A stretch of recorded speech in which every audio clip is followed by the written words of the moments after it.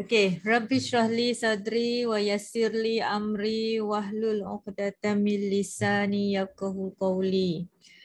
Okey, semua sihat Alhamdulillah. Kita jumpa setelah lama tak jumpa So ni kita jumpa sekali lagi malam ni bersama dengan orang yang amat istimewa.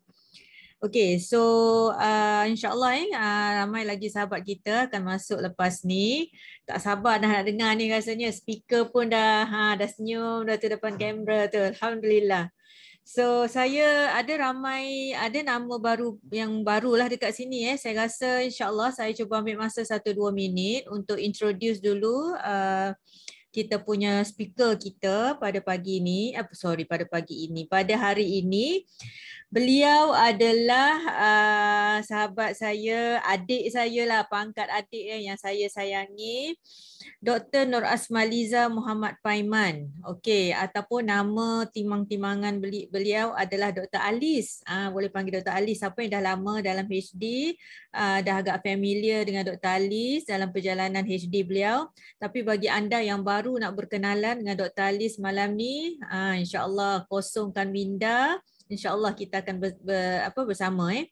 Beliau adalah seorang doktor pakar, doktor perubatan lulusan daripada Universiti Cairo di Mesir, Egypt pada tahun 1999. Dan seterusnya Dr. Alis sambung pengajian peringkat sarjana, peringkat master dalam bidang patologi anatomik. Dalam tahun 2005 hingga 2009. So beliau dilahirkan pada 2 Jun 1975 di Kuantan. Okey, ambil kalkulator masing-masing boleh kira. Masih muda lagi. Sebaya maybe Okey, alhamdulillah. So Dr. Alis dilahirkan di Kuantan, Pahang. Ramai orang Kuantan sini ni. Dan dibesarkan di Felda Residence Tekam yang dulu dikenali sebagai Pusat Penyelidikan dan Pertanian Tun Razak, Felda Jengka, Pahang. Kini beliau menetap di Jitra, dah menjadi orang utara dah, dan bertugas sebagai pakar patologi ataupun kita panggil patologis di Hospital Sultanah Bahiyah Al-Usta. Selain daripada bertugas sebagai doktor pakar, Dr. Alis ni dia ada special talent dia. Dia juga merupakan seorang penulis. So siapa-siapa yang interested nak beli e-book Dr. Alis boleh nanti hubungi beliau. Tajuknya adalah Kisah Seorang Anatomic Pathologist. Special sangat. Dan sekarang special mission kenapa saya jemput beliau untuk berkongsi dengan anda semua pada hari ini adalah kerana beliau adalah salah seorang yang dihantar kepada kita untuk membantu wanita-wanita misi beliau ni misi yang tulus ikhlas yang saya rasa macam tak jumpalah dekat tempat lain salah seorang yang special dalam tim kita yang membantu wanita-wanita yang sedang down, depressed, tak yakin dengan diri disebabkan masalah rumah tangga, masalah peribadi dan sebagainya, untuk upgradekan wanita-wanita ini menuju ke next level insya-Allah. So this is a very special mission yang saya nak anda dengar betul-betul, dan bagaimana kita boleh capai ni melalui HD, penjagaan holistik dalam program hormon diet. Dr. Alis juga selalu live dekat Facebook beliau. Nanti lepas ni you all boleh follow. Saya suka dengan live beliau petang-petang dekat YouTube beliau. Nanti lepas ni boleh follow, subscribe dengan like. Okey, saya rasa saya tak nak buang masa lebih lagi. Dr. Alis akan present lebih kurang saya rasa campur QA about 50 minutes boleh Alis dalam 45-50 minutes campur QA semua. Lepas tu nanti mungkin saya akan jemput seorang juga tetamu istimewa kita pada akhir talk nanti bersama dengan Dr. Alis. Okey, saya serahkan pada Alis untuk mulakan majlis. Okey. Okey, Assalamualaikum warahmatullahi wabarakatuh, Dr. Adiba dan semua yang hadir petang ni. Terima kasih sebab menjemput saya. Rasa honored sangat, rasa bersyukur, rasa tak tahu nak cakap apalah. Saya tak tahulah, tapi saya suka nak share tentang apa yang saya dah lakukan dan dia works untuk saya. Jadi saya rasa memang terpanggil lah nak share, especially tentang hormon diet ni kan. Saya kalau orang tanya macam mana boleh turun berat badan, saya cakap hormon diet lah. Sebab tu saya suka explain, siapa-siapa kawan-kawan yang tanya tu saya explain apa semua tu lah. Okey. Saya share presentation saya. Okay, silakan Alis. Alright. Okey, kejap lah.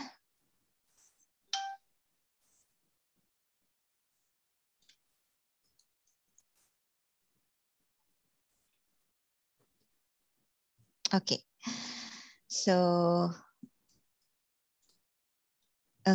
so tajuk yang saya akan share hari ini, saya mulakan teruslah, takut saya terambil lebih masa. Okey, tadi Dr. Adibah dah memperkenalkan saya panjang lebar, so saya tak perlu lagi lah memperkenalkan diri saya lah.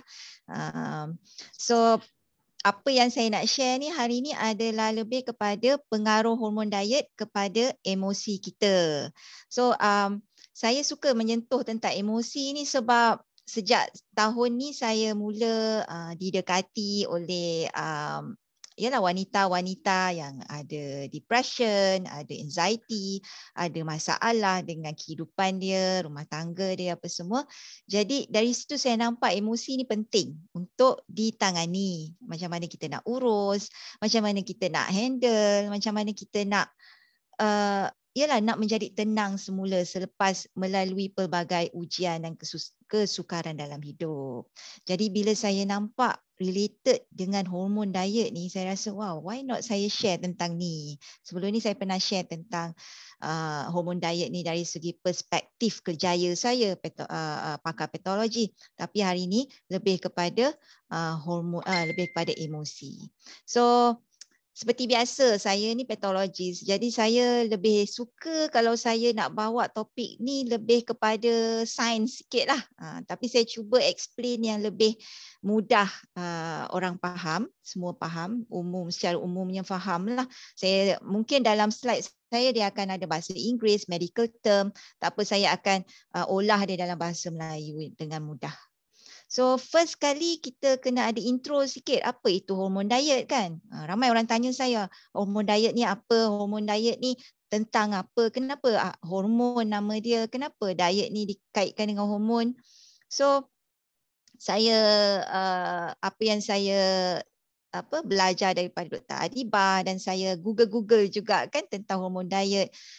So yang inilah yang saya dapat. Okey. Dia sebenarnya adalah cara diet, cara macam mana kita nak amalkan diet kita lah, diet harian yang sihat, yang meliputi kepada, kalau saya sekarang under coaching Dr. Adibah. Okey, Dr. Adibah memperkenalkan diet ni, dia ada cycle dia ada jadual dia ada apa makanan yang perlu kita makan, apa yang tak boleh kita makan. So apa benda yang perlu kita elak. So apa yang makanan yang baik untuk diri kita.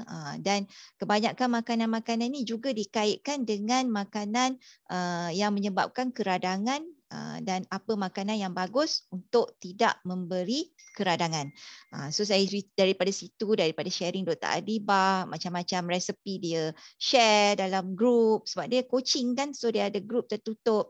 Dan memang saya belajar banyaklah daripada Dr. Adibah tentang hormon diet ni. Jadi dia merangkumi kepada setiap cycle tu ada 6 minggu, 42 hari, dia ada jadual dia. Dia ada 3 hari protein day lah. Lepas tu apa lagi fasa ni, lepas tu fasa tu. So setiap satu tu ada dia punya apa yang perlu kita ambil. So detail sangat apa yang Dr. Adibah guide saya lah waktu saya amalkan hormon diet ni. So tujuan dia adalah untuk apa? Untuk membalancekan kita punya hormon, untuk kesihatan kita secara keseluruhan kan. Banyak lagi lah selain daripada tu. Dan juga dari situ saya belajar juga makanan apa yang bagus, makanan apa yang tak bagus. Okay.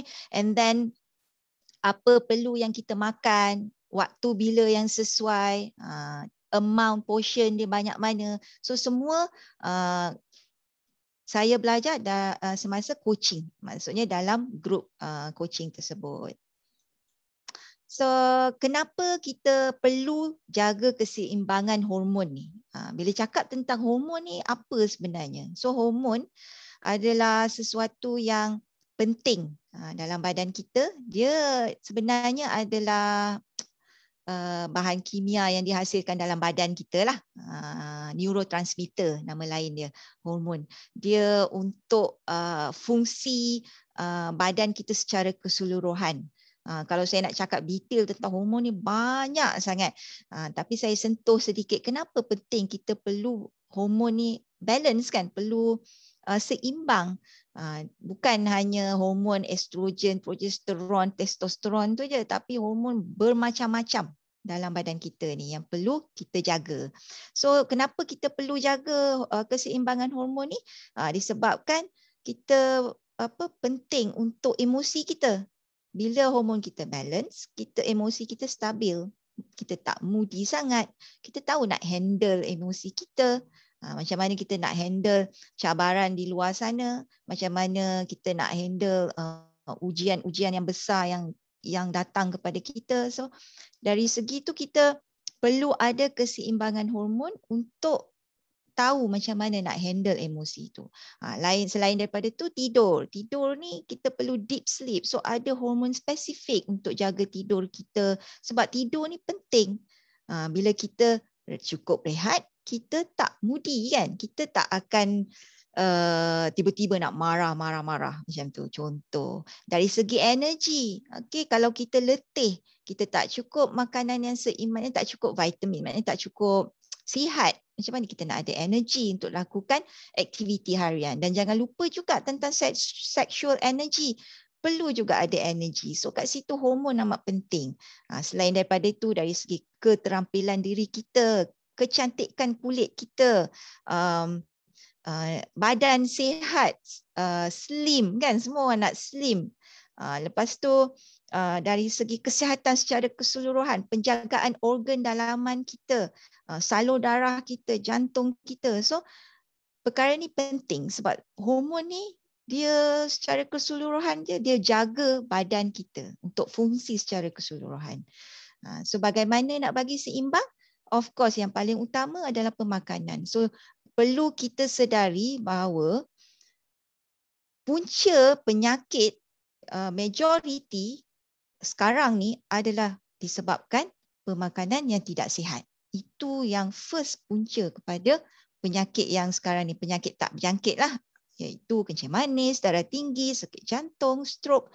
So yang itu penyakit-penyakit yang common nowadays kan. So pemakanan dah menjadi punca kepada penyakit-penyakit ni. Selain daripada tu, of course lah, kalau hidup kita dalam keadaan stres, kita tak pandai nak kontrol emosi, kita macam-macam lah yang kita, sebab kehidupan kita ni penuh, di akhir zaman ni dia penuh dengan cabaran. So perlu kita ada hormon yang seimbang, kita perlu ada otak yang sihat, badan yang sihat untuk kita face, maknanya berdepan dengan cabaran-cabaran hidup ni. Lepas tu dari segi tidur yang cukup, perlu exercise. Of course exercise ni penting kan untuk increase metabolic rate, untuk pengeluaran hormon endorfin. Hormon endorfin ni untuk hormon kegembiraan, dan juga elak daripada merokok, alkohol ni biasalah.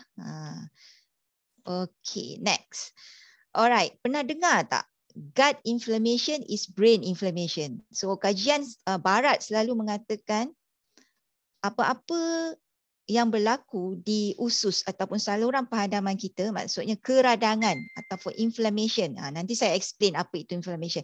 Keradangan yang berlaku di dalam saluran pemakanan kita, usus, perut, apa semua ni, boleh juga menyebabkan keradangan di otak. Okay. So yang inilah yang saya nak tunjuk tentang brain gut axis. So dia ada connection direct daripada usus ke otak melalui saraf-saraf dia yang tertentu.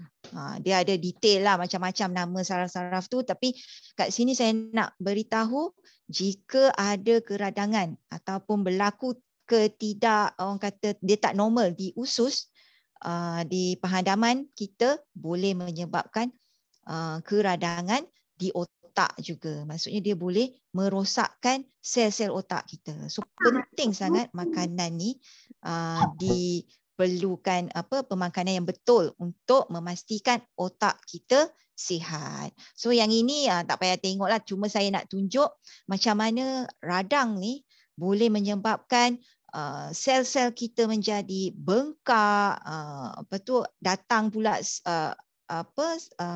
sel darah putih datang menyerang, bukan menyerang, maksudnya nak cuba nak buang kuman-kuman ataupun benda-benda asing yang mengganggu kepada keradangan sel tersebut.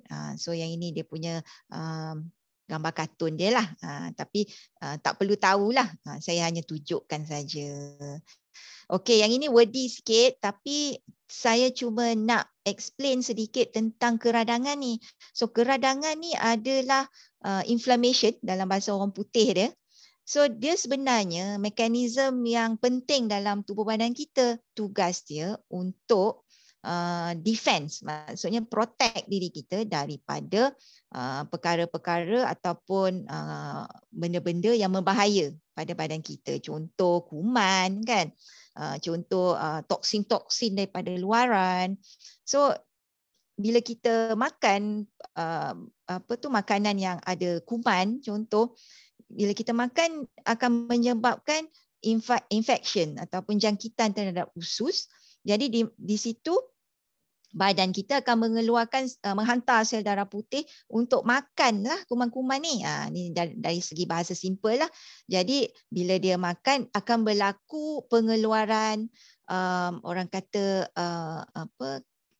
cytokinin. Dia macam prostaglandin. Saya nak sebut sikit-sikit je lah. Bahan-bahan yang dikeluarkan untuk menyelamatkan usus kita daripada dijangkiti lebih teruk. Kan? Okey, untuk short term, okey, kalau keradangan tu berlaku dan tugas dia adalah untuk protect kita punya usus, okey, tak apa. Tapi kalau secara kita expose kepada benda-benda yang toksin yang tak elok pada kuman dalam jangka masa yang panjang, dia boleh menyebabkan kerosakan yang orang kata slowly dia akan makin teruk. So kat sini saya nak stresskan, okay, chronic inflammation ataupun keradangan dalam jangka masa panjang ni dia boleh menyebabkan, sebab tadi kan saya explain keradangan dalam usus dia boleh directly akan affect keradangan dalam otak. So dalam masa jangka yang panjang, kalau kita makan makanan yang tak elok, nanti saya bagi tahu apa makanan tak elok tu, boleh menyebabkan depression, boleh menyebabkan anxiety. Selain daripada tu sakit-sakit sendi, sakit-sakit otot, dan juga boleh menyebabkan kanser, kemudian penyakit-penyakit seperti Alzheimer's, nyanyuk, dan juga penyakit-penyakit lain seperti Parkinson disease yang orang tua yang menggeletar tu kan. So benda-benda tu dia effect. Walaupun slowly kita tak nampak, tapi long term dia boleh menyebabkan kerosakan otak dalam jangka masa panjang. So kadang-kadang kita selalu lupa. Kita kata kita nak jaga kesihatan, kita nak jaga kidney, maknanya buah pinggang kita nak jaga jantung kita nak jaga salur darah kita nak jaga apa lagi dalam badan kita ni. Kita nak jaga sendi, kita nak jaga kita lupa satu benda, rupanya kita lupa nak jaga kesihatan otak. Otak ni penting. Kenapa? Sebab dia related dengan emosi kita. Cara kita ambil keputusan, cara sudut pandang kita untuk pembelajaran, untuk perkembangan minda kita, macam mana penerimaan kita terhadap stres. So semua ni penting, sebab tu kita perlu jaga kesihatan otak kita. Okey. Di sini pun sama, tadi saya nak mention balik tentang keradangan usus boleh menyebabkan penyakit-penyakit Alzheimer's, Parkinson's, anxiety, long term dia boleh menyebabkan psychiatric problem, maknanya sakit jiwa kan, depression. So benda ni walaupun kita macam kita makan sesuatu makanan, mungkin kita tak rasa sakit pada waktu tu, tapi in the long run, lama-lama dia akan efek. Macam saya kalau makan, kalau saya tahu saya salah makan, saya biasanya sakit-sakit sendi. Saya sakit otot dan sakit-sakit sendi. Biasanya itu yang saya rasa lah. Dan saya tahu itu yang saya dapat rasa. Dan saya tahu dia juga menyebabkan keradangan usus dan juga keradangan otak. So dalam jangka masa yang panjang, bila saya tahu, bila saya dapat macam ni, saya dapat rasakan otak pun akan rasa tak betul sikit. Dia akan jadi moody. Okay, so saya nak tunjuk lah yang ini neuron cells, sel-sel otak. Kan dalam iklan susu, sel-sel otak berhubung. Yang ini sel-sel otak dia. Ni neurons kan, dia ada banyak dendrites. So yang ini dia akan bersambung-sambung kan di dalam otak ni. Yang itu dia kata sel-sel otak berhubung. Jika kita ada keradangan menyebabkan sel ni rosak, dia akan menyebabkan kematian satu sel dalam otak kita. Jadi tu yang jadi nyanyuk cepat kan daripada umur yang sepatutnya, ataupun Parkinson disease, ataupun depression, anxiety. So semua benda tu long term effect daripada pemakanan kita yang tak sihat. So otak ni sebenarnya sentiasa dikaji oleh Barat sampai sekarang, dan semakin dikaji, rupanya potensi otak ni dia semakin banyak. Maksudnya diketahui terlalu banyak lagi yang kajian Barat yang belum dapat lagi explore. So otak ni dia limitless. So kalau siapa yang suka baca tentang otak ni, saya cadangkan baca buku Dr. Joe Dispenza. Memang best, dia terangkan tentang brain punya function, neuroplasticity, neurofisiologi. So kalau berminat tentang tu, baca, dengar tentang dalam YouTube kan tentang Dr. Joe Dispenza punya sharing. Saya suka sangat. Okey. Tadi saya kaitkan tentang pemakanan kepada emosi. Okey, sebelum saya pergi kepada emosi, saya nak cakap. Okey, saya nak beritahu tentang satu bahagian di dalam otak kita yang amat penting. Kita panggil dia CEO of the brain. Bukannya dalam business saja ada CEO ni kan. Chief Executive Officer kan. So dalam otak kita pun ada satu area dipanggil CEO, okey, dan dia nama dia prefrontal cortex ataupun PFC. Saya tahu tentang ni daripada kelas Dr. Rizal Abdul Razak, tak silap. Saya suka join kelas online dia. Dia mention tentang prefrontal cortex ni. So dia kedudukan dia betul-betul di depan ni, di dahi depan ni. So yang ini amat penting untuk kita jaga. Kenapa? Okey, sebab dia ada fungsi penting dalam badan kita. Okey, yang ini saja nak tunjuk anatomi atau apa bahagian-bahagian otak tu, tapi saya tak cakap detail lah, cuma nak tunjuk yang prefrontal cortex tu kedudukannya di sini. So amat penting sangat kita kena jaga bahagian ni dan juga bahagian lain jugalah.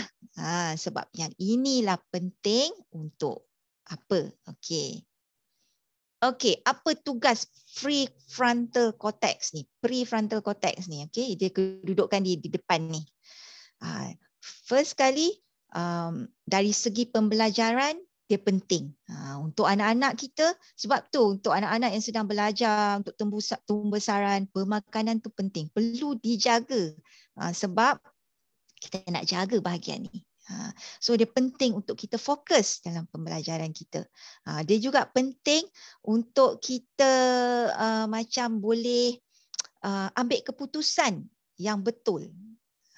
Lepas tu dari segi pembelajaran, dia boleh membuka sudut pandang kita ke arah yang lebih tepat. Kemudian dari segi emosi, manajemen emosi, prefrontal cortex ni yang menjaga macam mana kita nak kontrol emosi kita. Rasulullah SAW pun dia makan makanan sunnah. So dalam hormon diet ni memang kebanyakannya ada makan makanan sunnah juga yang akan dimasukkan sekali kan. So macam Rasulullah, macam mana dia jaga otak dia. Dia makan tak berlebihan. Lepas tu dia amalkan makanan-makanan sunnah. So dari situ dia jaga otak dia. Dan macam mana attitude, behavior, macam mana cara Nabi kita ambil keputusan, macam mana dia layan, macam mana dia boleh cope stres kan, macam mana dia boleh hadapi masyarakat yang keadaan yang susah nak terima Islam pada waktu tu. So kita nampak, kita pun dah boleh tiru Rasulullah. So kat situ penting untuk kita jaga kita punya otak. Kemudian dari segi planning. So kawasan ni adalah penting untuk kita plan masa depan kita. Kita berani berimpian besar, berani untuk melakukan perkara-perkara yang baru, yang explore, untuk eksperimen benda baru. So benda ni yang akan push ataupun buatkan kita untuk lakukan sesuatu. Okay. And then untuk juga coordination. Kita nak arrange macam arrange event, katakan kita nak atur. So bahagian ni amat penting untuk kita buat. Maknanya kita decide yang ini untuk ini betul apa semua, judgement kita. So penting untuk kita jaga bahagian ni kan. So dari segi kajian barat didapati prefrontal cortex ni dia betul-betul mature, maksudnya betul-betul fully developed. Maksudnya dia matang pada umur 25 tahun. So bila umur 25 tahun barulah kita boleh dapat buat keputusan yang betul. Kita tak ada emosi based on fear untuk ambil apa-apa satu keputusan. So dia tak macam remaja. Kan remaja kita tahu remaja sentiasa ada terlalu emosi. Nak ambil keputusan tergopoh-gapah kan. Sebab kita jangan salahkan remaja kenapa macam tu. Sebab dia punya PFC dia belum cukup matang. Disebabkan ni lah. So saya explain sedikit tentang yang ini supaya kita lebih faham kenapa pentingnya kita perlu jaga pemakanan kita. So dalam otak kita di bahagian tengah tu ada satu bahagian dipanggil limbic system, di mana di situlah dia memberi apa orang kata emosi tu. Yang ini saya nak tunjuk gambar lah. Ni otak kita kan. Dan dia ada di bahagian dalam ni ada limbic system, di mana di situlah emosi kita berlaku. Dulu saya macam imagine emosi ni berlaku di hati, okay, di jantung kita. Tak, sebenarnya emosi tu di dalam otak. Okay. So emosi, okay, dia bukan dikeluarkan, macam boleh dirasai ataupun terjadi di otak, di kawasan limbic system di bahagian tengah otak ni. Jadi dia responsible, bertanggungjawab untuk kita punya emosi, respon kita dan juga behavior kita. So kita boleh rasa emosi tu, tapi yang nak kontrol emosi kita adalah prefrontal cortex. So faham tak? So emosi dia jadi di otak tengah tu, tapi yang handle macam mana nak urus emosi tu adalah otak depan ni. Okay.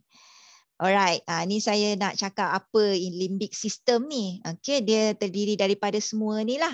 Saya tak perlu nak explain apa dia ni untuk apa semua, tapi hypothalamus, hippocampus, amygdala, limbic cortex ni penting untuk kejadian emosi tu. Macam mana emosi tu boleh berlaku. So semua tu berkait rapat. Semuanya adalah sel-sel otak yang berhubung. Jadi benda ni kita just faham emosi sebenarnya daripada otak. So otak kita perlu sihat. Itu aja sebenarnya saya nak sampaikan kan. Dia nampak terlalu kompleks di sini tapi just nak tunjuk ajalah. Okay.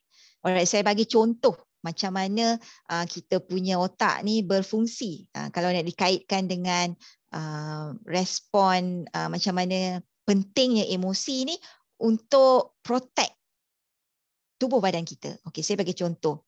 Katakan, okey, orang ni dalam keadaan takut. Nampak tak dia takut? Katakan kita jumpa hantu. Okey, saya bagi contoh, terjumpa hantu. Kita nampak hantu dan kita rasa takut. Okey, ketakutan tu berlaku menyebabkan stimulasi kepada kawasan limbik sistem tu yang dipanggil amigdala. Okey, amigdala di kawasan otak tengah tu tadilah. Kemudian stimulasi hypothalamus juga di kawasan limbik sistem tu, di mana apabila berlaku, di situ dia akan berlaku tindak balas kimia. Okay, bila sel-sel otak berhubung, dia ada neurotransmitter, bahan kimia yang dihasilkan menyebabkan pengeluaran certain hormon, okay, untuk menyebabkan badan kita secara keseluruhan ni respon. Okay, bila kita takut, sama ada kita lari ataupun kita tumbuk hantu tu, ataupun kita freeze, kita tak tahu nak buat apa-apa, kita panik kan. Jadi kat situ limbic system dia bagi arahan, okey, gland adrenal, dia kedudukan gland adrenal ni di buah pinggang, jauh. So hypothalamus ni dia hantar signal, dia bagi tahu dekat adrenal gland ni untuk mengeluarkan hormon ketakutan, hormon adrenalin, hormon kortisol. Okey.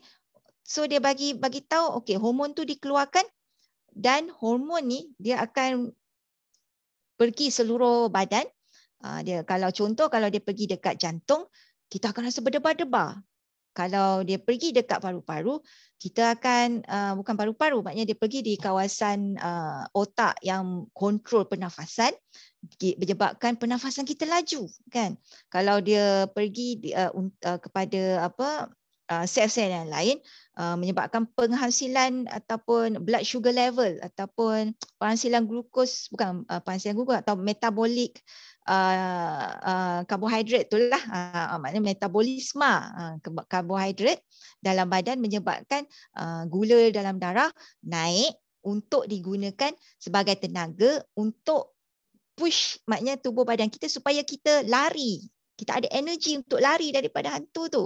Ni contohlah kan. Dan juga masa tu lah nak peluh sejuk kan. Keluarlah macam-macam.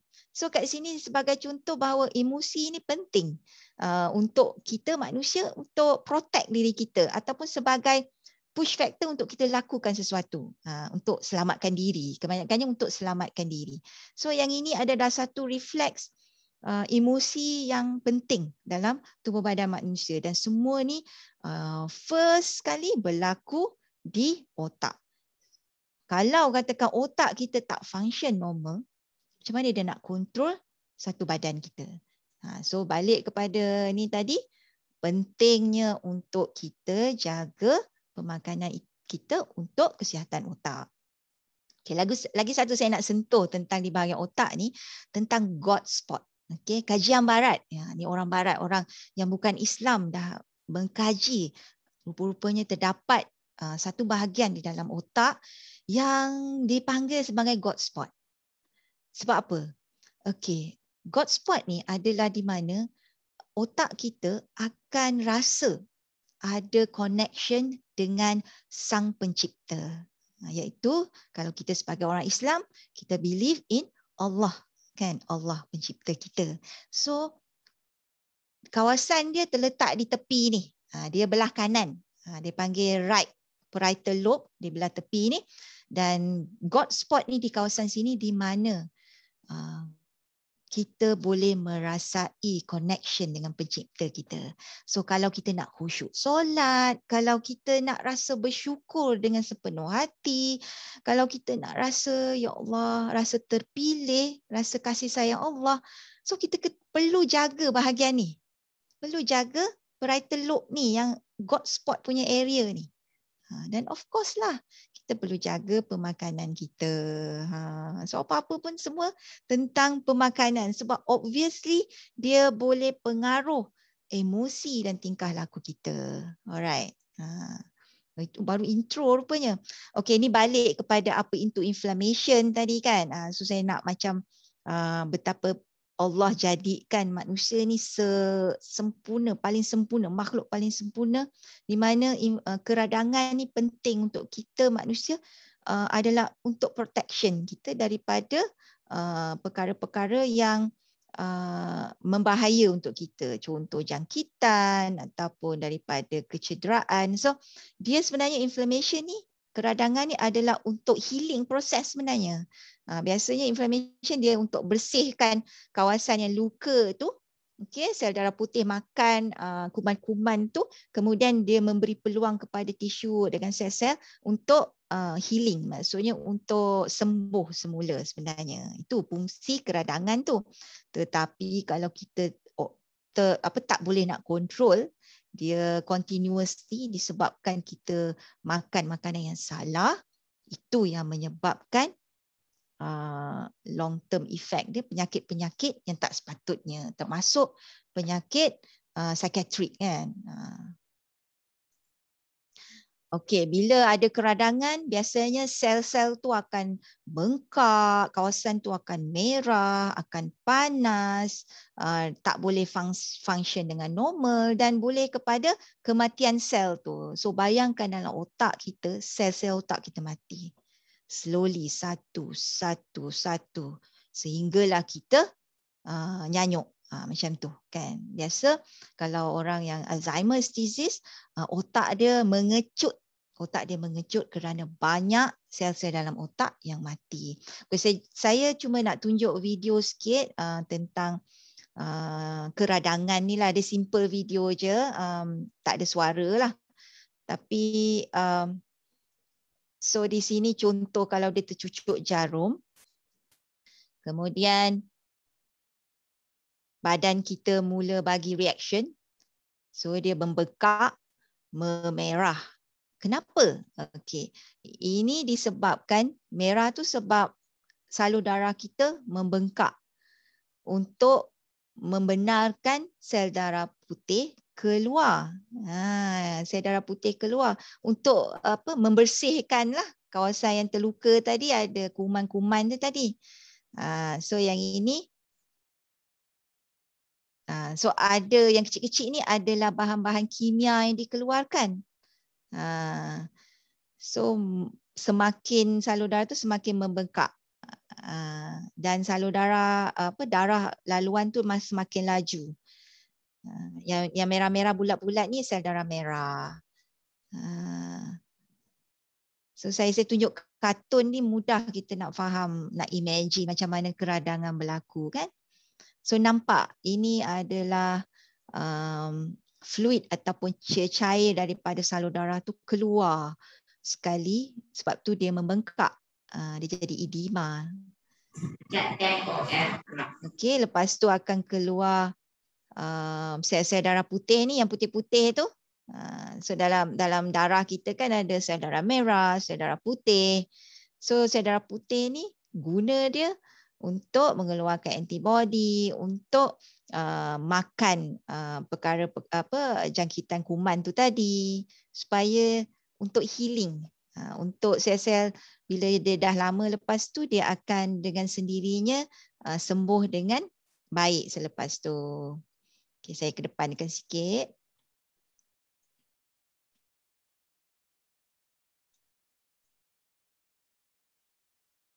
Okey, cukuplah.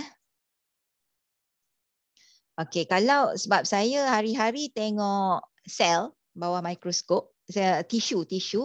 So yang inilah rupa dia macam mana kalau ada keradangan. Ini salur darah dia bengkak. Okey, ada congestion, kita panggil dia congestion. Adalah dia punya term dia. Salur darah dia membengkak dan penuh dengan sel darah merah. Nampak yang merah-merah tu sel darah merah. So yang inilah yang menyebabkan kita rasa panas bila di kawasan bengkak tu. Kalau kita luka dia ada bengkak, ataupun senang cakap jerawat lah. Jerawat bila dia membengkak dia jadi panas kan. Dan ruang-ruang di keliling salur darah ni dia jadi macam penuh dengan air, cairan, dan juga sel-sel darah putih. Tugas dia adalah untuk mencuci lah.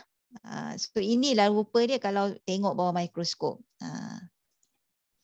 Okey, masuk kepada makanan-makanan yang boleh menyebabkan keradangan. So saya macam go through sikitlah apa makanan-makanan yang menyebabkan keradangan kepada kita punya usus dan directly juga, indirectly juga kepada otak. So macam Dr. Adibah selalu pesan, makanan ni jangan makan, jangan makan, jangan makan. Sebab apa? Sebab inilah dia boleh menyebabkan keradangan. Dan juga bila dah ada keradangan, of course hormon kita tak balance. Of course kita akan mudah dapat penyakit macam-macam. Of course kita akan gemuk kan. So salah satu makanan yang dilarang dalam hormon diet adalah gula putih. Kenapa gula putih?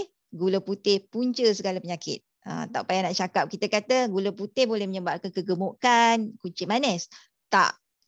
Bukan tak lah, maksud saya bukan itu saja. Dia boleh menyebabkan banyak problem. Termasuk boleh menyebabkan kerosakan otak kita dalam jangka masa yang panjang.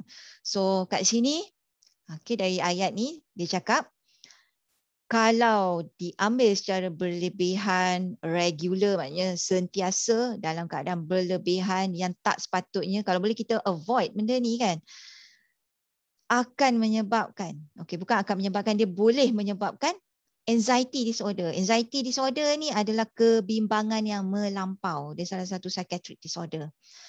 Depression, down. Kemudian of course lah, usus kita sakit. Kegemukan, susah nak tidur, decrease libido. Decrease libido ni tak ada mood dengan sexual activity. Tak ada mood untuk melakukan sexual activity. So obvious sangat kan? Dia bagi banyak sangat problem. Selain daripada tu, Dr. Adibah selalu mention, jangan ambil minyak minyak industrial vegetable oils. Ada vegetable oils yang okey macam olive oil, tapi yang common yang perlu kita elak adalah minyak kelapa sawit, minyak corn kan, jagung, minyak soya, yang di mana minyak-minyak ini dia mengandungi inflammatory agent iaitu omega 6 fatty acid. Nampak omega tu macam baik, tapi sebenarnya omega 6 ni, omega 6 ni tak elok untuk badan kita sebab dia boleh menyebabkan radang. Selain daripada tu, dia mengandungi kurang omega 3. So omega 3 dia kurang. So, omega 3 penting sebab dia anti-inflammatory. So ada ketidakseimbangan di situ. So yang inilah boleh menyebabkan keradangan kepada saluran perhadapan directly ke otak. Jadi long term consumption dalam jangka masa panjang dia boleh menyebabkan anxiety, depression, Alzheimer's disease, janyuk. So nampak tak? Penting untuk kita jaga pemakanan. Processed food. Processed food ni benda-benda yang frozen, makanan macam McD, KFC, makanan yang diproses, keropok, leko kan. Benda-benda macam tu yang diproses, yang beli tu dah siap, tinggal nak masak aja. Bukannya freshly prepared kan. So yang ini, makanan macam ni biasa dia banyak kandungan garam, banyak kandungan gula, ada pengawet kan, ada apa lagi, minyak, lepas tu macam-macam lah. Ada yang macam Maggi kan, kandungan dia tinggi MSG, monosodium glutamate. So yang ini memang of course toksik sangat dalam tubuh badan kita. So memang obviously kita kata memang tak bagus. So dalam proses food biasa dia penuh dengan benda-benda ni. Yang inilah menyebabkan inflammation, maknanya keradangan. Keradangan dalam usus, indirectly terus keradangan kepada otak. So long term effect, kalau orang tu memang dah ada obsessive compulsive disorder. Obsessive compulsive disorder ni jenis orang yang was-was tau. Dia over sangat was-was sampai dia buat sesuatu benda, buat banyak kali. Contoh dia, tadi dia dah ambil wuduk. Kemudian dia rasa, sempurna ke wuduk aku? Tadi basuh muka tak? Ni. Buat lagi sekali. Kemudian dia dah habis, dia was-was lagi, dia buat lagi sekali. So benda tu akan worsening. Benda-benda yang kalau kita makan processed food untuk jangka masa yang panjang. Selain daripada tu tepung. Sebab tepung mengandungi kandungan dia gluten. Gluten mengikut kajian barat lah, dia boleh menyebabkan keradangan. Even ada spesies manusia, dia ada alergi kepada gluten, kepada tepung. Kalau dia makan, dia akan cirit.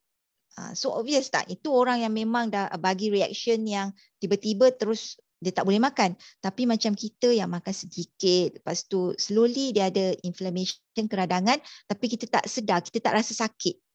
Tapi dalam long term effect, dia boleh menyebabkan anxiety.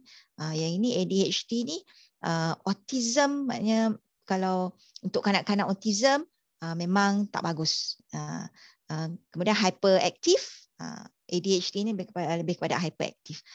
Brain fog ni macam bela-bela, tak boleh fikir, rasa otak macam kelabu je, tak boleh nak ambil keputusan, brain fogging. So long term memang tak elok. Sebab tu kadang-kadang kita makan, kan kadang-kadang kita makan cucuk ke ataupun kuih ataupun roti berlebihan, ataupun makan nasi lemak ke apa kan, menyebabkan kita rasa lemau, mengantuk. Brain fogging lah tu. Kemudian dari segi memori, susah nak ingat. Kemudian kalau orang yang ada obsessive compulsive disorder ni, akan makin teruk. So gluten ni pun adalah penyebab juga kepada keradangan. Selain daripada tu, daging merah kan, daging merah. Lagi-lagi kalau daging yang diproses kan, macam dalam sausage apa semua ni pun menyebabkan keradangan. Sebab tu dalam hormon diet dia lebih galak kan ambil protein daripada sos lain. Ikan ke ataupun telur kan. Kopi, okay? Alkohol, kopi mungkin kalau ambil dari amount yang sedikit tak apa, tapi bayangkan kita minum Nescafe hari-hari, pagi, petang, siang, malam, semua tu boleh menyebabkan keradangan usus. Kalau kita cirit tu maksudnya ada berlaku keradangan di situ. So directly, indirectly akan efek otak juga. Alkohol of course lah, tak elok kan. So bila ada kepada inflammatory punya food ni, maknanya makanan yang menyebabkan keradangan, ada makanan yang bagus yang untuk mengelak keradangan. Saya cuma senaraikan di sini. Kalau nak tahu lebih, kena join coaching bersama Dr. Adibah tentang ni. Nak tahu makanan apa yang elok, makanan apa yang tak elok. Sebenarnya banyak lagi, saya nak share semua tak sempat lah.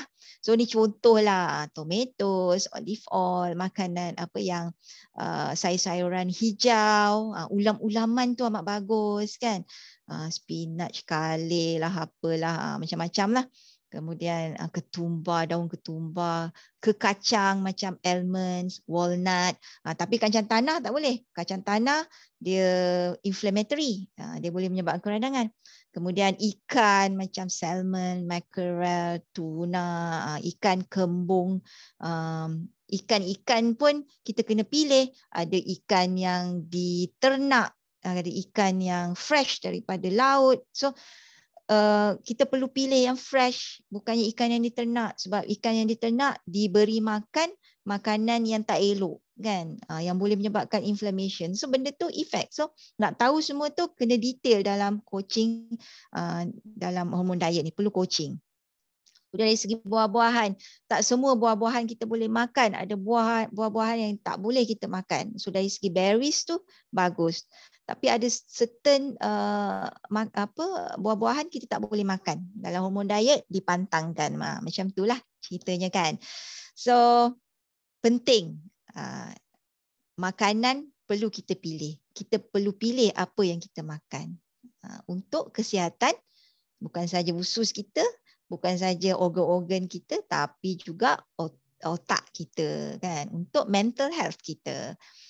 So avoid, maknanya elakkan inflammatory foods, ambil anti-inflammatory foods. Dan kebanyakan makanan sunnah, memang makanan sunnah adalah anti-inflammatory foods. Okay. Okay, sorry. Okay, saya nak tambah sikit lagi tentang makanan yang banyak tryptophan. Tryptophan ni dia sejenis hormon ataupun neurotransmitter yang penting untuk penghasilan hormon serotonin dan juga melatonin. Okay, kenapa dua hormon tu penting? Okay, contoh. Okay, tryptophan rich food ni yang mengandungi tryptophan yang tinggi, yang inilah telur, salmon, kekacang, soya, spinach. Yang ini tak termasuk ni gambar. Sorry, saya terletak di sini kan. Ni tepung, ni gluten, sepatutnya kita elakkan lah kan. Ni pun oat kalau boleh elak juga. So yang ini serotonin. Yang tadi kenapa kita perlu ambil tryptophan punya makanan yang mengandungi tryptophan yang tinggi? Sebab untuk penghasilan hormon serotonin ni. Sebab apa? Hormon serotonin ni adalah hormon untuk rasa gembira, rasa feel good. Dan boleh menyebabkan kita dapat deep sleep. Kualiti tidur tu penting. Sebab kalau kita tak cukup tidur, memang kita akan moody. So penting untuk kita jaga rehat dan tidur kita. So pentinglah untuk kita dapatkan hormon serotonin ni. Dia bukan senang kita nak ambil makan ataupun makanan-makanan yang ada serotonin. Kita perlu ambil makanan yang tryptophan rich untuk menghasilkan serotonin yang dihasilkan daripada badan kita. Dia ada sedikit dikeluarkan di otak dan juga di usus di saluran penghadaman serotonin ni. So bila kita ada cukup serotonin, kita sihat lah. Okay, kalau ada low level ni, maksudnya kita tak cukup serotonin, itu yang menyebabkan depression, migraine, susah nak tidur, badan kita naik, lepas tu kita craving dengan makanan-makanan yang manis kan. Kemudian kita boleh confuse, kita boleh ada anxiety, cepat nak marah kan. Ini lagi satu hormon yang daripada makanan yang kaya dengan tryptophan untuk penghasilan melatonin ni. Melatonin ni penting untuk kita dapatkan kualiti tidur yang best. Maksudnya dapatkan deep sleep. Bila kita dapat deep sleep, kita akan fresh bila bangun pagi. So tak adalah moody-moody. So penting untuk kita jaga deep sleep kita. Alright, ni nak penghujung slide saya. Okay, sharing saya. Biar gambar berbicara. Ni journey saya lah dengan HT. Saya just mention ini sorry, okay. Ini adalah hujung tahun 2019. Yang ini saya pergi Mesir waktu tu untuk visit anak saya di sana. November 2019. Saya ingat lagi. Tengok chubby tak saya. Saya tinggi 163 cm ketinggian saya dan berat saya waktu tu adalah 66 kg. Tak adalah kalau nak dikira tu dia tak adalah obese, dia overweight. Saya dalam kategori overweight. Tapi masa tu saya rasa sangat saya tiap-tiap pagi saya bangun jinjit. Tak boleh letak tapak kaki saya atas lantai sebab sakit. Saya ada plantar fasciitis yang dah kronik bertahun. Saya dah kena bertahun. Saya kena buat fisio. Setiap sebulan sekali mesti fisio untuk tapak kaki saya yang sakit waktu tu. Kemudian saya ada sakit lutut, saya ada sakit bahu. Even sekarang efek dia still ada. Kemudian saya ada slip disc. Slip disc sebab saya tak jaga tulang belakang saya. Saya bekerja sebagai seorang pakar patologi yang selalu duduk sahaja. So mungkin posture saya tak berapa betul, saya tak pandai nak jaga, jadi ada jatuh apa semua, saya dapat slip disc. Ini adalah kira saya baru saja nak sembuh daripada sakit belakang. Masa saya nak pergi Mesir tu saya guna wheelchair sebab tak boleh nak postpone dah. Nak pergi sana sebab sakit kan, sebab dah book tiket, tapi saya pergi juga guna wheelchair travel ke sana, tapi sampai sana alhamdulillah dia semakin okey, jadi bolehlah berjalan ke sana sini, alhamdulillah lah waktu tu. So pada waktu ni juga kolesterol saya borderline, kolesterol jahat saya yang tinggi, LDL saya tu saya tak ingat dalam 5 point berapa entah, saya tak ingat. Dan kolesterol baik saya rendah sangat daripada paras normal. Sepatutnya kolesterol baik kena tinggi, kolesterol jahat perlu rendah. Tapi masa tu kolesterol jahat yang tinggi. Jadi dia total kolesterol tu dia jadi borderline. So saya dah risau sebab saya tahu ada something wrong dalam badan saya yang tak sihat. Kalau bangun pagi dia akan bengkak-bengkak tau, macam tangan kita macam rasa bengkak tau, macam ada fluid retention, macam ada, tak tahulah saya nak rasa feeling macam mana, berat badan, kemudian kita rasa macam otak kita tak bekerja dengan lebih baik, dia tak clear, mind kita tak clear. Lepas tu kita ada rasa down, kita ada rasa macam-macam. So yang ini yang berlaku pada sebelum saya jumpa hormon diet ni dengan Dr. Adiba. So kawan saya yang memperkenalkan hormon diet, Kak Sophie. Kak Sophie dia beritahu join lah hormon diet kan. Ali sakit belakang tu, beritahu sakit sendi lah macam-macam. So dari situ saya nekat. Saya kata tak apa, saya invest sikit, saya nak join coaching dengan Dr. Adiba. So itulah bermulanya hujung tahun 2020, tak silap. Saya tak ingat tarikh dia bila. Saya join. So saya bayar dekat Dr. Adiba. Dr. Adiba beli starter kit tau. So ada banyak kat situ macam-macam bahan makanan yang perlu saya gunakan untuk dalam aktiviti hormon diet tu. Seronok dengan dapat jadual, dengan guidance makanan ni tak boleh, makanan tu tak boleh. Tapi kan saya nak buat seorang-seorang memang tak mampu. Sebab tu saya perlu circle, saya perlu support dan saya perlu kawan yang boleh prepare. So saya ajak bibi saya, Nani, join sekali. So kita orang 2 orang sama-sama dekat rumah. Dia yang tukang prepare, saya balik kerja dah ada kan. So saya taklah stres sangat nak prepare ni. Cuma saya bagi tahu, okey yang ini makanan ni kita makan macam ni, dia buatkan apa semua. So saya rasa okey lah. Okey, so benda ni berjaya. Saya cycle yang pertama saya buat, okey ni dalam tak habis lagi cycle pertama, saya tak ingat, mungkin dalam baru setengah cycle dah nampak perubahan dia sikit. Yang ini rasa dah habis cycle pertama.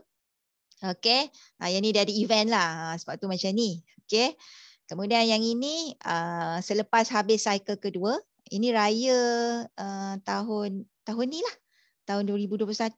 Yang ini yang last, yang birthday saya bulan Jun hari tu, dan lepas tu saya tak ada gambar full lah. So nak tunjuk bahawa saya memang kurus. Dia bukan dari segi first cycle saya turun 5 kg. Senang-senang aja tanpa lapar.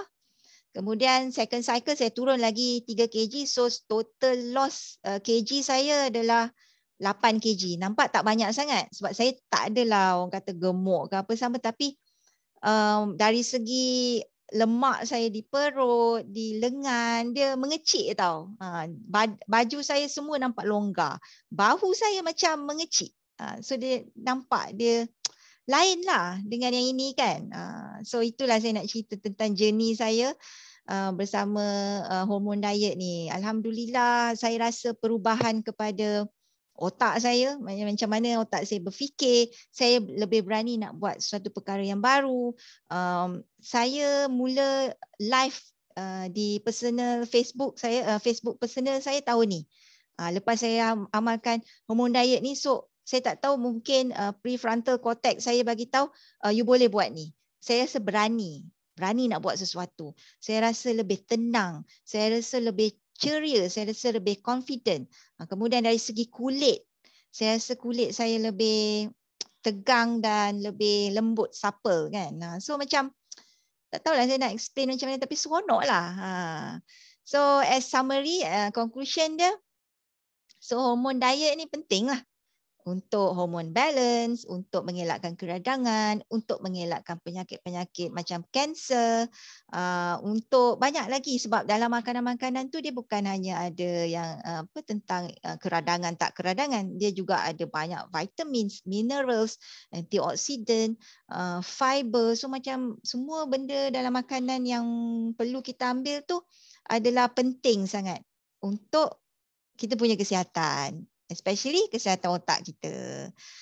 So the future belongs to those who believe in the beauty of their dream. So kalau kita jaga kita punya CEO, brain kita, so kita berani nak berimpian dengan lebih tinggi. Alright.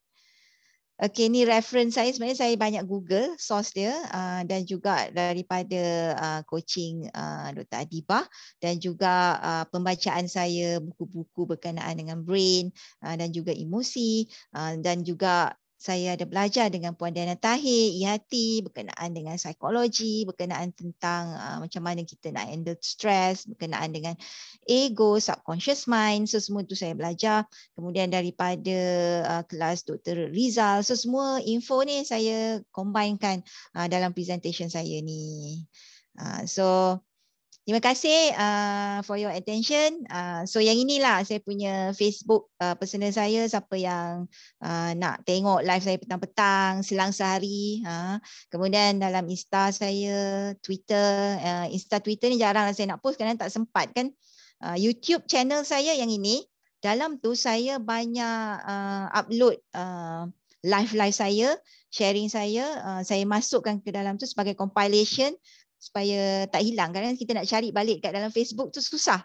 Jadi saya letakkanlah buat satu compilation, saya punya sharing semua di dalam YouTube channel saya. Siapa nak ni boleh like dan subscribe. Dan ini email saya kalau nak contact. Dan saya juga ada TikTok. So sekarang saya kena ikut trend dengan budak-budak semua kan. So itulah presentation saya hari ini. Terima kasih. Rasa terlebih. Tak maaf Dr. Adibah. Seronok bercakap. Okey. Rasa kalau lama lagi pun tak apa, Liz. Tak puas dengar.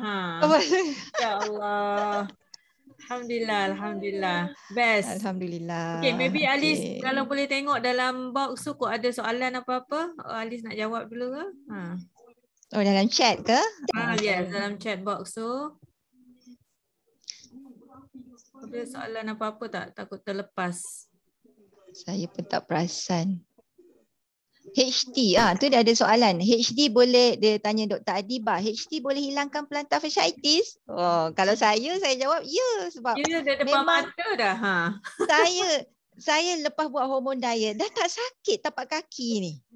Saya dah tak saya discharge diri saya daripada fisioterapi dan pagi-pagi saya tak ada masalah. Masa ada plantar fasciitis, saya punya kaki bengkak dan biasa pakai kasut dia macam sempit dan sakit.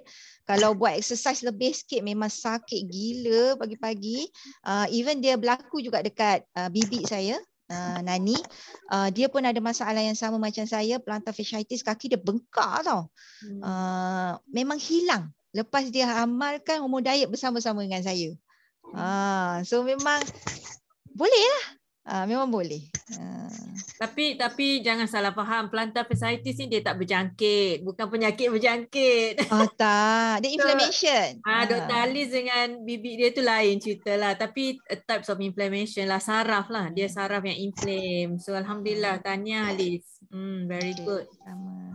Oh, okay. Ustazah Hida tanya, Alice boleh explain sikit, apa plantar fasciitis tu? What is plantar fasciitis?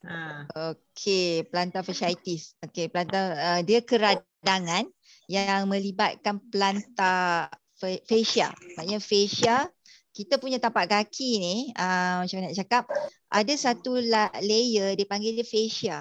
Fascia ni sebenarnya dia untuk pegang kita punya tapak kaki supaya dia melengkung macam ni supaya kita boleh balance. Okay. So semakin banyak kita guna, semakin lama kita guna, dia akan season ataupun semakin rosak dan semakin rosak. Sama dengan sendi-sendi kita macam tu juga kan. Okay. So bila ada keradangan, maknanya contoh macam kita makan benda-benda yang salah.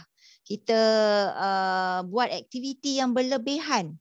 Macam saya dulu, saya suka join marathon. Saya marathon gila. Berapa kilometer, 10 kilometer, 15 kilometer saya join. Sakit. So benda ni dia akan menyebabkan kerosakan pada fascia kat bawah tapak kaki tu. Yang itu dia panggil plantar fasciitis. Dengan pemakanan yang tak sihat lagi, dengan berat badan yang berlebihan, menyebabkan fascia tu rosak dan radang. Itulah punca dia sebenarnya. Ya, Itulah. Harap menjawab lah. So itulah maknanya inflammation lah. Hormon diet ni dia any types of inflammation insya-Allah kita boleh bantu So bagi yang baru first time dengar tentang hormon diet, basic dia macam yang Dr. Alice bagi tahu tadi, memang dia akan baiki keradangan inflammation dengan dia balancekan balik hormon. So yang ni dua yang aim lah.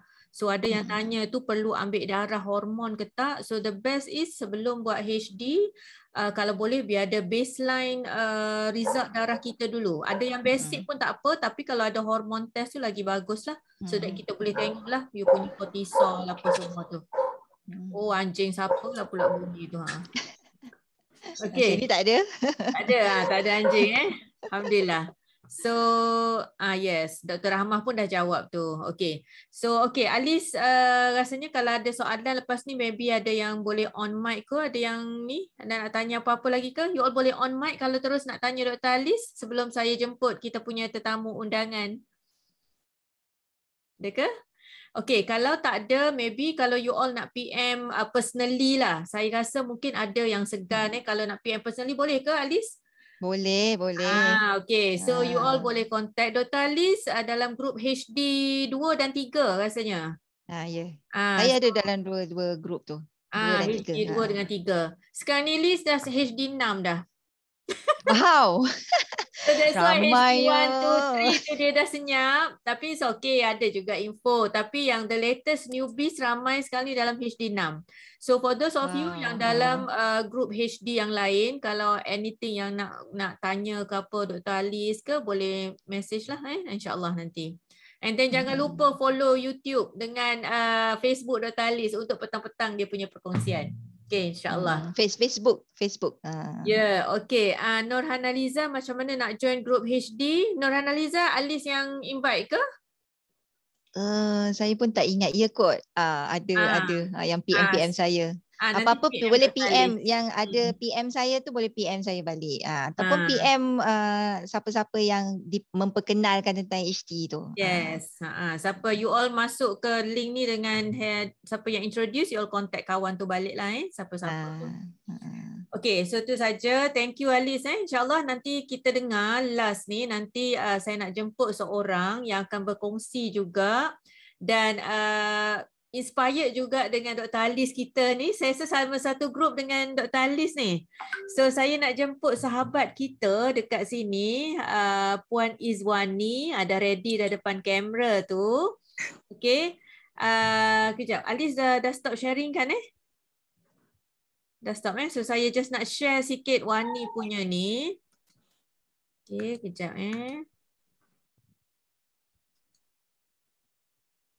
Kejap Wani.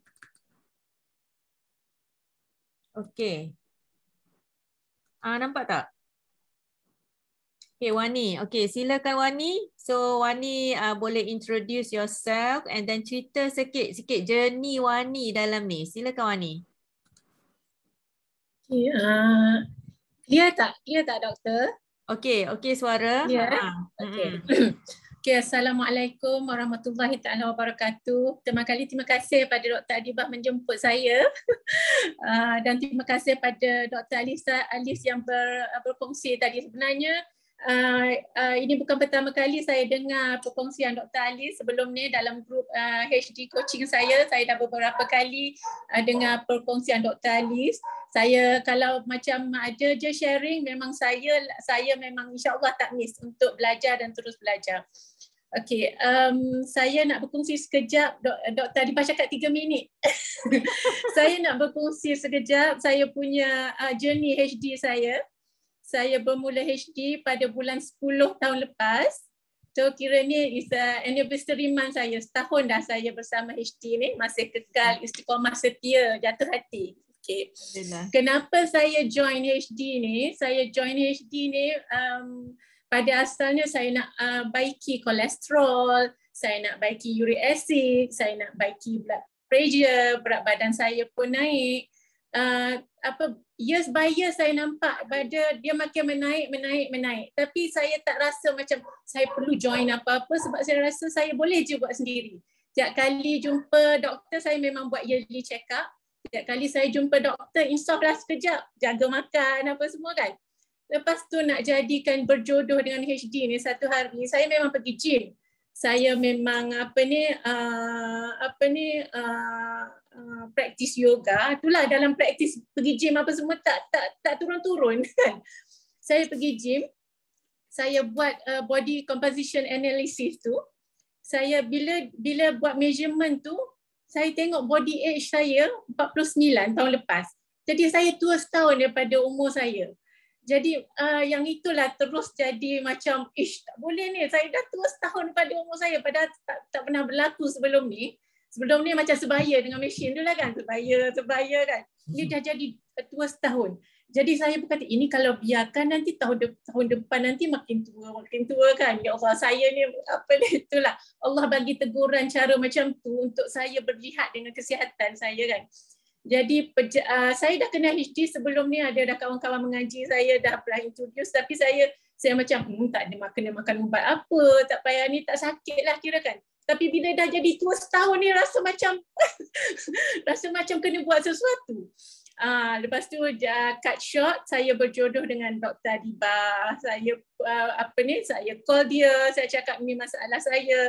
Sebenarnya daripada doktor taklah tengok saya punya 2 tahun tu as a very big problem, tengokkan saya punya kolesterol, uric acid saya yang lebih kenakan perhatian kan. Jadi saya pun terus sign up, saya dapat all the kit, dapat guide, dapat chart, apa yang saya boleh makan, apa yang saya tak boleh makan. Lepas tu saya pun, husband saya pun ada masalah lebih kurang sama dengan saya je, kolesterol, uric acid, apa semua berat badan kan. Jadi saya pun bincang dengan dia. Aku janji jangan minta saya makan apa-apa yang tak boleh saya makan, jangan suruh masak yang macam-macam sebab semuanya suka makan kan. Lepas tu minta pada support anak-anak, jangan belanja mama yang makan-makan yang mama tak boleh makan ni. Jadi saya launch pada bulan 15 bulan 10 tu saya bermulalah HD saya dengan berbagai-bagai persoalan lah masa tu kan. Boleh ke saya dah bertahun-tahun try ni, boleh ke HD dalam 42 hari ni? Doktor dah cakap repair badan. Okey, repair. Saya pun follow apa-apa yang yang dikaitkan, apa yang tak boleh makan, apa yang boleh makan, macam mana cara masak, banyak mana nak makan, bila nak makan, semua saya follow.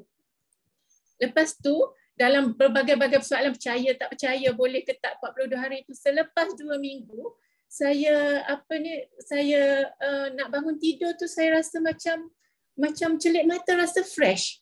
Saya rasa fresh, saya rasa segar. Padahal sebelum ni saya kalau kunci alarm tu pukul 5:10 nak bangun 5 suku kan. Pukul 5 minit 5 suku kan. Yang ketiga tu baru saya bangun. Tapi ni macam automatically saya macam boleh bangun. Lepas tu rasa macam fresh, tak minta lagi 5 minit, 10 minit nak golek-golek atas katil kan, tak ada.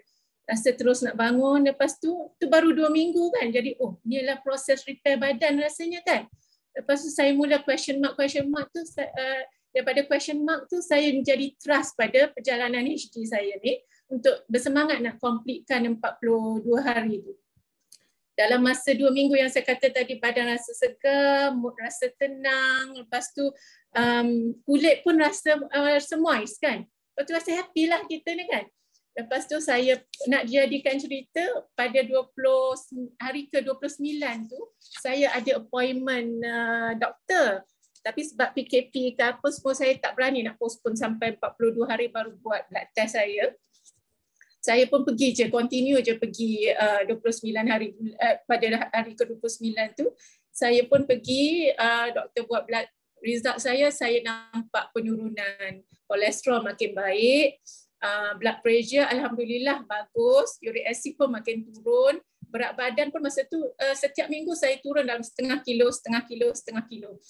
Lepas tu saya pun lagi seronok nak habiskan 42 hari tu. Saya enjoy dalam masa 42 hari tu, memang saya belajar sebab dalam grup tu alhamdulillahnya dalam grup tu kita dengan komuniti yang sama arah tujuan kita nak sihat, kita nak repair badan.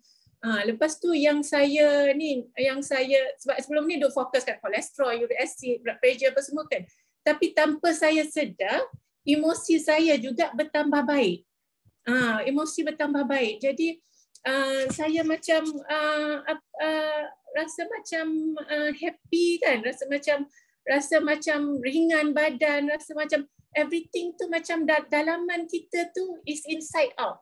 Apa yang keluar daripada daripada percakapan kita semua yang kataan yang positif macam kalau sebelum ni kan, kalau macam dalam PKP, cleaner tak dapat datang rumah, masalah ada je kat situ kan. Jadi macam kalau tersilap tegur kau sikit, kalau orang Jerman kata jeling balik, saya akan macam katakan macam ni. Tapi nak kata magic ke apa, tapi sebenarnya yang inilah saya selalu belajar yang pada yang belajar emosi pun juga penting. Kesihatan emosi itu penting. Jadi bila kita rasa happy, kita rasa ni, jadi bila kalau masalah tu tetap ada tapi kita rasa macam tenang.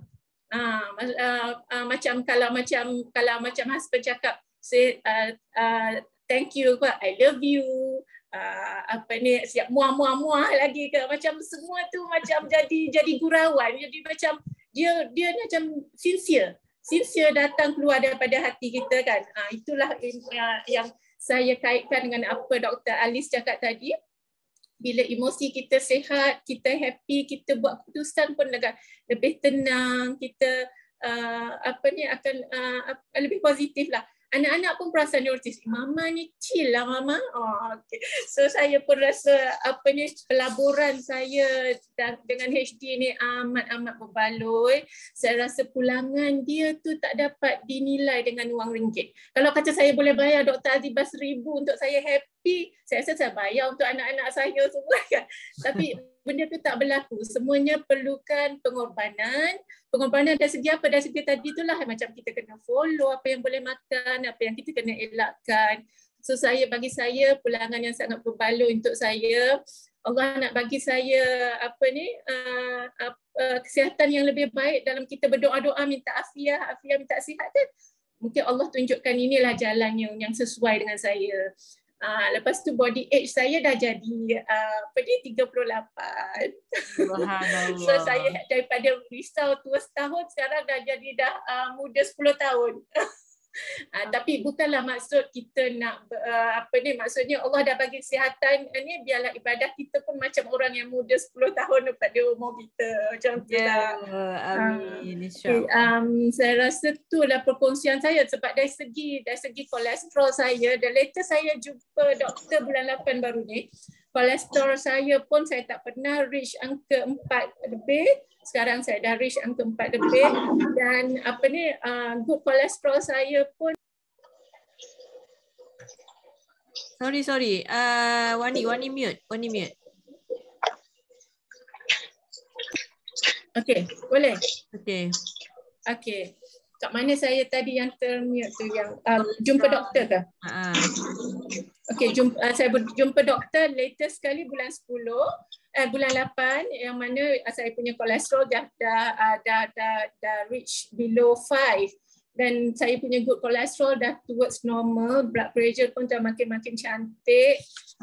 Lepas tu uric acid pun dah normal. Berat badan saya pun walaupun saya dah setahun saya masih kekal boleh sustain. Tak ada yo sangat macam dulu. Saya masih dalam range 40, 53, kadang-kadang 51 ada, kadang-kadang pergi 52 macam itulah. So jadi, dia tak naik balik 58 Tak naik balik. Tak naik. Berat saya sekarang ni berat saya masa universiti dulu. Alhamdulillah. Husband pun maintain je Wani, husband pun tak naik maintain. Husband range 77, 79. Dia dah lama bertahun 10 tahun tak pernah below 80. So dia dah below 80, dia pun dah happy sangat. So macam itulah semuanya happy lah kira dengan pencapaian yang kita lalui dalam journey HD ni. Alhamdulillah, dan memang nampak beza sangatlah. Memang muda 10 tahun lah Wani, alhamdulillah. Alhamdulillah. Alhamdulillah. Okey, tahniah. Ada siapa-siapa nak tanya apa-apa tak dengan Wani? You all boleh follow Facebook Wani juga ni. Dia suka masak kreatif ni. Siapa nak kreativiti boleh follow. Dia datang spontaneous. Bila kita enjoy buat tu, saya tak rasa dia satu burden. Saya rasa is opportunity saya untuk learn. Sampai kira dah setahun ni saya masih belajar. Saya masih ikuti semua Zoom ni. Kalau tak sempat ikut live, saya akan record sambil masak-masak ke, saya dengar sambil dalam kereta pun saya dengar. Macam itulah. Alhamdulillah. Allah suka dengar. Okey, so siapa yang tak faham bahasa Jerman boleh PM tepi. Ya. Okay, Alhamdulillah. So ada yang tanya before dengan after punya umur tadi tu. So actually before dengan after tu adalah umur yang kita timbang dengan in-body machine ataupun Karada scale tu. Kalau dekat gym biasa dia ada in-body. Ataupun maybe ada Karada. So biasa kita akan tengok. Normal kita punya umur badan yang sebenar kita panggil umur kronologi. Tapi umur yang kita timbang dengan mesin tu adalah umur sebenar badan kita. So kalau walaupun katakan macam Wani dia umur 49, mungkin dia umur 48 masa tu tapi umur dia tahun lepas 48 tapi disebabkan inflammation ataupun keradangan dalam badan dia tinggi, dia jadi tua setahun. Itu maksud dia. Visceral fat, doktor, visceral fat tinggi tu. Organ fat. Yes, tapi ni alhamdulillah dah turun banyak ni. So bagi anda Wani ni cuma tua setahun. Okey, yang dekat luar sana yang banyak lagi berubah tu saya rasa lagi tinggi melangit lah happy dia. Ada yang tua 10 tahun sebelum ni dah balik pada umur muda balik. So alhamdulillah benda ni banyak yang kita akan tengok dalam program ni. So terima kasih banyak-banyak Wani untuk sharing dan mudah-mudahan Wani akan dengan husband akan maintain tetap awet muda insya-Allah Allah, amin. Thank you doktor, thank you. So blood result saya akan tengoklah coach dalam program ni nanti akan analyse you all blood result, tapi don't worry sebab kita akan discuss sama-sama nantilah insya-Allah dalam program ni. Okay, so adalah soalan apa tak? Facebook Wani apa? Dah ada yang berminat. Wani tulis Facebook Wani apa? Type sikit dekat bawah. Saya guna nama saya Izwani Hussein. Izwani Hussein Siapa yang nak tanya itu saya post Wani punya resepi yang ada jambatan dekat tengah tu. Brown bihun tu. Brown rice bihun. Itu sebenarnya kalau dulu saya eksklusif HD ni untuk saya dengan husband saja. Tapi bila perjalanan HD saya rasa saya kena berkongsi dengan anak-anak kan. Jadi saya inklusifkan HD ni dengan keluarga. Jadi semua yang jambatan apa semua tu anak-anak saya yang buat tu. Maknanya anak-anak itu anak-anak yang buat. So dia pun turut sama berkongsi lah dengan dengan kegembiraan dengan HD ni macam tu. Alhamdulillah. Yes, 10 years younger. Alhamdulillah. Wani dalam HD berapa? Ada yang tanya. Coach Maini Dua. HD 2. Okey. So rasanya tu sajalah insya-Allah banyaknya kita belajar malam ni daripada Dr. Alice, daripada Wani. Kita ramai-ramai yang ada sini 103 orang doakan mudah-mudahan Allah bagikan rezeki yang melimpah ruah untuk dua-dua orang speaker kita ni.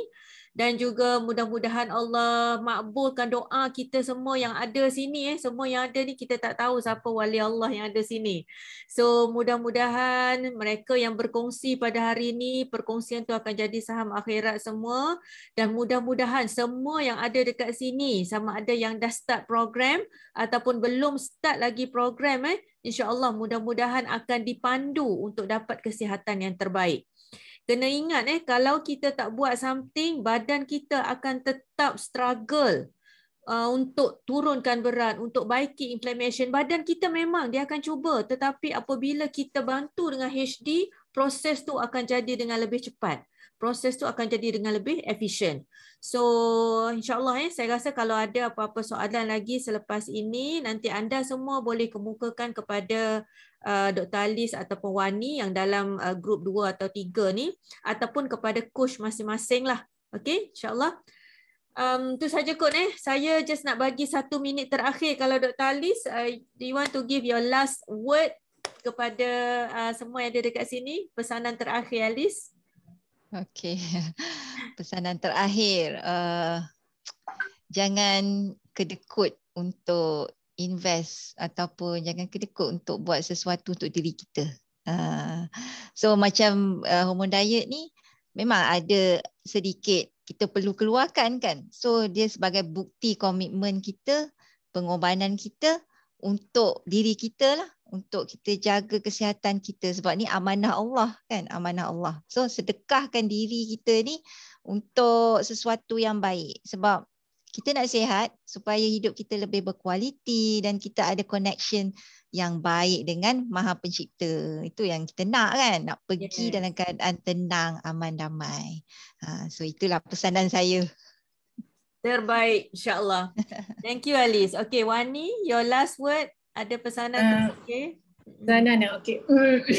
Okay, untuk yang baru nak join HD ni, pesan saya, you are on the right track. Enjoy your journey. Jangan look at it as a burden, but opportunity to learn.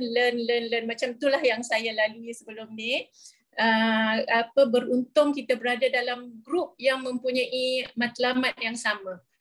Untuk yang dah join HD, kekalkan istiqamah. Ilmu tanpa amal tu tak ada ke mana-mana. Jadi kita kena terus, ini peringatan untuk diri saya lah, dah setahun ni masih lagi kekal orang kata jatuh cinta kan. Bila dah suka tu kita akan usahakanlah. Kadang tu saya rasa macam mana saya boleh buat ni kan, tenaga dari mana, tapi bila badan kita sihat, bila kita rasa positif, semuanya insya-Allah Allah bantu. Insya-Allah, insya-Allah. InsyaAllah. Alhamdulillah. Okey, terima kasih pada semua. So bagi anda yang dalam chat box tu tengah tanya macam mana nak join apa semua, boleh contact balik orang yang invite anda ke sini lah. Dan insyaAllah kita jumpa dalam grup besar nanti. Once you all join the HD group lah, kita jumpa dalam grup WhatsApp dengan grup Telegram.